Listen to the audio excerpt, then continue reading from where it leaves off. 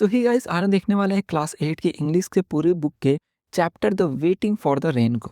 तो अगर बारिश की मौसम की बात की जाए तो आप में से कुछ ऐसे होंगे जिसे बारिश का मौसम बहुत पसंद होगा, वही कुछ ऐसे होंगे जिसे वो ना पसंद होगा। बट आखिर ऐसा क्यों? कुछ को बारिश में भीगना पसंद है तो कुछ को दिखता है कि बारिश की वजह से बहुत कीचड़ हो जाता है या बहुत रुकावटें पैदा हो जाती हैं। इस वजह से उन्हें वो नहीं पसंद होगा। बट यहाँ पर इस चैप्टर के अंदर हम आपके पसंद और नापसंद की बात नहीं करने वाले, बल्कि यहाँ बारिश के महत्व को हम जानेंगे कि कैसे बारिश किसानों के लिए कितना ज़्यादा महत्वपूर्ण होता है। किसानों की फसल बारिश पर टिकी होती है, वो फसल उनकी कैसे ग्रो करेगी या फिर वो फसल कब ग्रो करेंगे, ये सारा चीज़ बहुत ज़्यादा निर्भर करता है बारिश पर। अगर कभी आपने देखा होगा कि बारिश लेट हो जाती है या सही से नहीं होती है, तो कितने फसल बर्बाद हो जाते हैं। तो यहाँ ये कहानी है वेलू नाम के एक किसान की, जो कि बारिश का इंतज़ार कर रहा होता है और घर के बाहर बैठ कर के आसमान को पूरा स्कैन कर रहा होता है कि कहीं कोई उसको बादल दिख जाए। क्योंकि आसमान में सूरज बिल्कुल क्रिम्सन जैसे आग का गोला की तरह लाल था और कहीं पर भी बादल का कोई नामो-निशान नहीं था। ये देख कर के उसे बिल्कुल भी एनकरेजिंग नहीं लगता है। यानी यकीन नहीं आता, उसको साहस नहीं मिल रहा होता है कि कब आखिर बारिश आएगी। वो अब खड़ा हो जाता है और चला जाता है अपने रूम के अंदर। आगे बताया हुआ है कि बारिश चाहे हो या ना हो, किसान हर दिन सुबह जल्दी उठता है और कड़ी मेहनत करता है। विलियम एक ऐसा ही किसान था जो बहुत मेहनती था। वो अपने जमीन पर लगभग 6 साल से काम कर रहा था और बिना रुके, बिना किसी दिन छुट्टी लिए यानी रेस्ट किए, वो हर दिन मेहनत करता। और उसका जमीन यानी जो खेत था, वो भी कभी फेल नहीं हुआ। यानी जब-जब वो क्रॉप रोकता, वो क्रॉप जो है वो बहुत अच्छे से ग्रो करते। बताया हुआ है कि किसी सीज़न वह ज्वार तो कभी दाल जो है ये रोपा करता था, यानी अलग-अलग तरह के क्रॉप्स रोपा करता था। उसने जो 6 साल से काम उस अपने ज़मीन पे किया था, ये बताया गया कि ये ज़मीन उसको 6 साल पहले ही मिला था। अब वो कैसे मिला था ये नहीं बताया गया, हो सकता है उसके फैमिली की तरह मिला हो या उसने खरीदा हो। बट वो 6 साल से खेती कर रहा था, इतना बताया गया है। ये साल बाकी साल से बहुत ही अलग था, क्योंकि इस साल गर्मी का सीज़न चला गया, लेकिन फिर भी बारिश नहीं आती है। वेलू और उसके जो नेबर यानी जो भी आस-पड़ोस के लोग थे, वो लोग वेट कर रहे थे कब बारिश आए, बट बारिश नहीं आता है। दिन, सप्ताह, महीने पास हो जाते हैं, फिर भी बारिश नहीं आती है। जो खेत था वो अनटेंडेड यानी बिना जोते हुए ऐसे ही पड़ा हुआ था। उसका ऊपर का परत पूरा हार्ड हो गया था, क्रस्टेड, यानी कि ऐसे आउटर लेयर जो है वो पपड़ी की तरह जो बन जाता है, ऐसे डेज़र्ट में होता है वैसा बन गया था और क्रैक कर रहा था। पूरा जो ज़मीन था वो बैरन यानी बंजर हो गया था। फॉरलॉन यानी देख कर के ऐसा लगता जैसे कि बहुत उदास ज़मीन है, यानी ऐसा ज़मीन जो उदास है, यानी जिसके ऊपर कभी किसी ने लगता कि कोई काम ही नहीं किया है। इतना सूखा बंजर ज़मीन लगता। हर दिन लोग होप करते कि आज बारिश आ जाए, आज बारिश आ जाए, बट ऐसा नहीं हुआ। फिर किसी ने सजेस्ट किया कि हमें एस्ट्रोलॉजर से यानी ज्योतिष से बात करनी चाहिए। वो हमें बता सकते हैं कि हम लोग कैसे प्लीज़ करें हेवेंस को, यानी जो गॉड है उन्हें कैसे खुश करें ताकि वो बारिश बरसा दें। बट वेल्यू इनकी बात पे एग्री नहीं करता है, क्योंकि वो कहता है कि इतने वक़्त से, इतने सालों से बारिश बिना उन एस्ट्रोलॉजर ज्योतिष के कंसल्टेशन से हो रही है, तो मुझे समझ नहीं आ रहा कि आखिर इस बार उन लोगों से कंसल्ट कर लेंगे तो आखिर बारिश कैसे आ जाएगी? वीरू डिसाइड करता है कि वो जाएगा सिटी में जहाँ पे मौसम विभाग था और उनसे जाकर पूछेगा कि आखिर रीज़न क्या है। जब वो सिटी में पहुँचता है, वहाँ पे उनसे बात करता है मौसम विभाग के लोगों से, तो वो बोलते हैं कि हमें सब कुछ तो दिख रहा है कि बादल गैदर हो गए हैं, लेकिन फिर भी समझ नहीं आ रहा है कि सारे कंडीशन जब मेट कर ही चुके हैं, तो फिर भी बारिश क्यों नहीं आ रही है। वेलू बहुत ही डिजेक्टेड यानी उदास फील कर रहा होता है और वो अपने गाँव की तरफ चल पड़ता है।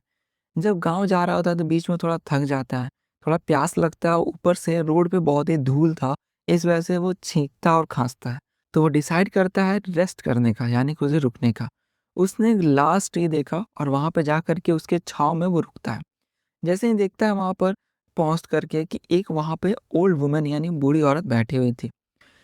अब आगे बताया हुआ है कि वो बूढ़ी औरत का पूरा स्किन व्रिंकल था, यानी जैसे चेहरे जो हो गए उसपे झुर्रियाँ थी, लेकिन आँख में एक अलग सी चमक थी। वो स्माइल कर रही होती है देख कर के वेलू को। वेलू उसकी तरफ देखता है और जैसे ही देखता है तो वो बूढ़ी औरत और ज़्यादा स्माइल करती है और उसके मुँह पे और ज़्यादा झुर्री दिखने लग जाता है। तो वो पूछता है कि अम्मा आप इतना मुस्कुरा क्यों रही हो?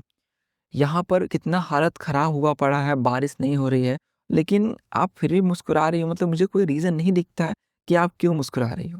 अब उस बूढ़ी औरत के मुँह से मुस्कुराहट उतर जाता है और बोलती है कि हाँ, तुमने सही कहा।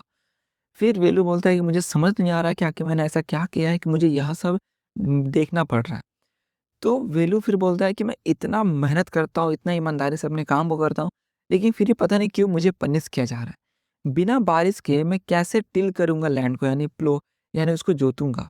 और अगर मैं नहीं जोतूँगा अपने लैंड को तो कोई भी क्रॉप नहीं उगेगा, कोई भी फसल नहीं उगेगा मेरे ज़मीन पर। फिर वो कहता है कि आगे पता नहीं क्या होगा मेरे साथ, मैं अपने फैमिली का पालन-पोषण कैसे करूँगा? और ये बोलता है तो वो पर्टिकुलरली उस ओल्ड वुमन को नहीं बोलता है, ऐसे नॉर्मल वे में बोलता है। लेकिन उस बूढ़ी औरत को लगता है कि वो अपना जो हार्ट है वो ओपन कर रहा है उसके सामने। यानी कि मतलब अपने दिल की बात कह रहा है ये। तब वो बूढ़ी औरत कहती है कि शायद तुमने बहुत ज़्यादा ही मेहनत किया है। तो बोलता है कि आपका कहने का क्या मतलब है? भला कोई क्यों मेहनत नहीं करेगा? मैंने वही किया है जो एक हार्ड वर्किंग फार्मर करता है। यानी सभी जो भी मेहनत करने वाले फार्मर हैं, सभी हर दिन तो मेहनत करते ही हैं। तो वो कहता है कि मैंने भी मेहनत किया और मैं तब तक मेहनत करूँगा जब तक मैं बूढ़ा ना हो जाऊँ और मैं बिना रुके मेहनत करता रहूँगा। ये पूरे 5, फिर बोलते हैं 5 नहीं, 6 सालों में, यानी जब से वो खेती कर रहा है तब से ऐसा पहली बार हुआ है कि उसने अभी तक कुछ भी अपनी ज़मीन पर नहीं रोपा है। यहाँ तक कि ज़मीन को प्लो यानी उसकी जुताई भी नहीं की है। वो कहता है कि बहुत मुश्किल है कि काम के बिना रह पाना, यानी डेली देखना कि बारिश नहीं हो रही है और बिना काम के रह पाना। तो फिर वो बूढ़ी औरत बोलती है कि सुनो मेरे बेटे, मैं यही तो बोलना चाह रही हूँ। तुम्हारे पास अभी ये स्ट्रेंथ है यानी ताकत है, तो तुम बिना ब्रेक के काम करते रह सकते हो। लेकिन तुमने क्या कभी ज़मीन के बारे में सोचा है, लैंड के बारे में? जो धरती है वो खुद भी वर्क करती है।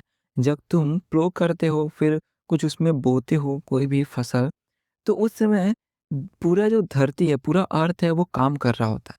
और तुमने कभी ये सोचा है कि यह धरती हज़ारों साल से काम करते आ रही है। यानी हज़ारों साल से वो पूरे चीज़ों को सँभालते आ रही है।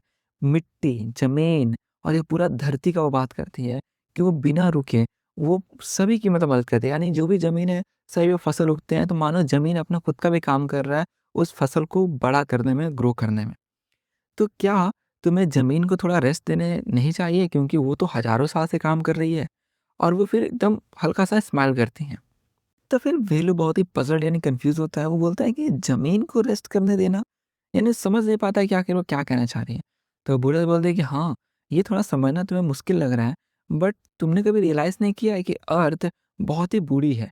यानी हज़ारों साल से वो काम कर रही है, यानी वो बहुत ही बूढ़ी है। तो इसमें वो कहती हैं कि जो भी पेड़ हो गया, मिट्टी, जल, ये सारी चीज़, ये सभी चीज़ों का वो ध्यान रखती है। वो हमारा भी ध्यान रखती है कि हम जो कि उनके बच्चे हैं, तो हमें भी वो सारी चीज़ें मिले जो हमें चाहिए। अब वेलू थोड़ा समझने लग जाता है। वो कहता है कि बारिश जब नहीं आता यानी आप डिजेक्टेड हो, यानी आपको अभी कोई काम नहीं है, आपको नेचर ने ही रोक रखा है। बट इससे जितनी भी ज़मीन है वो भी ऐसे लेफ्ट अलोन पड़ जाते हैं, यानी कोई भी उसे काम नहीं होता है क्योंकि बारिश नहीं आएगी तो आप खेती वगैरह नहीं कर पाओगे। तो उस तरह ज़मीन जो है बिना किसी डिस्टर्बेंस के ऐसे ही पड़ा रहता है, रेस्ट कर रहा होता है।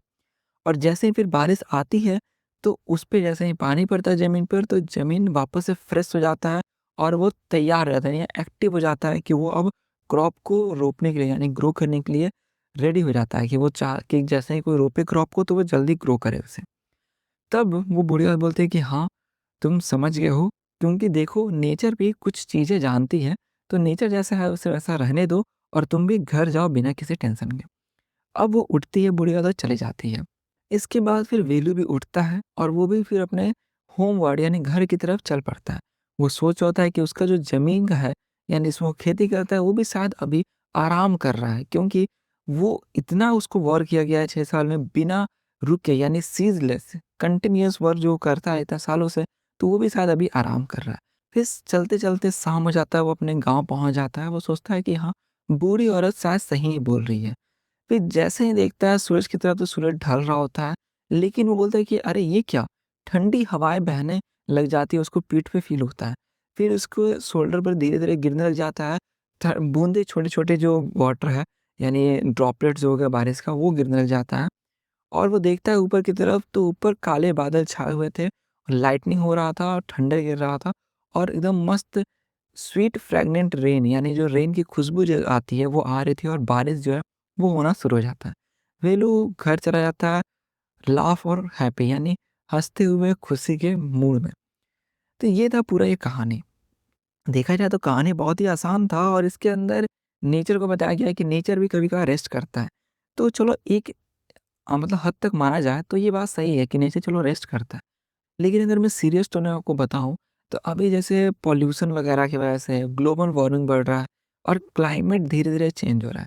जैसे आप अगर देखोगे तो पिछले साल दिसंबर तक में बहुत ज़्यादा ठंड थी, बट इस साल दिसंबर में लगभग हर जगह बहुत ही कम ठंड है। यहाँ तक कि बिहार जहाँ पे मैं अभी रहता हूँ, यहाँ पर भी बहुत कम ठंड है। यानी कि ऐसा है कि स्वेटर वगैरह पहनने का ज ज़रूरत सिर्फ़ सुबह ही पड़ रहा है, इवन आप बिना स्वेटर के ही पूरा दिन रह सकते हो। तो यही बात हो गया कि क्लाइमेट चेंज हो रहा है और ये सारा रीज़न जो है, ये पॉल्यूशन है, ग्लोबल वार्मिंग है। तो देखा जाए तो ये एक सीरियस बात हो गया क्योंकि इसकी वजह से पूरा मौसम ही चेंज हो रहा है। हो सकता है बाद में अभी जैसे ठंडी फ़ील नहीं आ रही है, गर्मी का मौसम में जितना गर्मी पड़ना चाहिए उससे कहीं ज़्यादा गर्मी पड़े या बरसात जो है वो डिले कर जाए या जल्दी आ जाए। तो ये सारे जो क्लाइमेट में चेंज आ रहे हैं, मौसम जो है वो अपने समय से आगे पीछे हो रहा है, ये सभी चीज़ जो ग्लोबल वार्मिंग है उनकी वजह से होता है। तो ये एक सीरियस टोन में एक सही बात हो गई।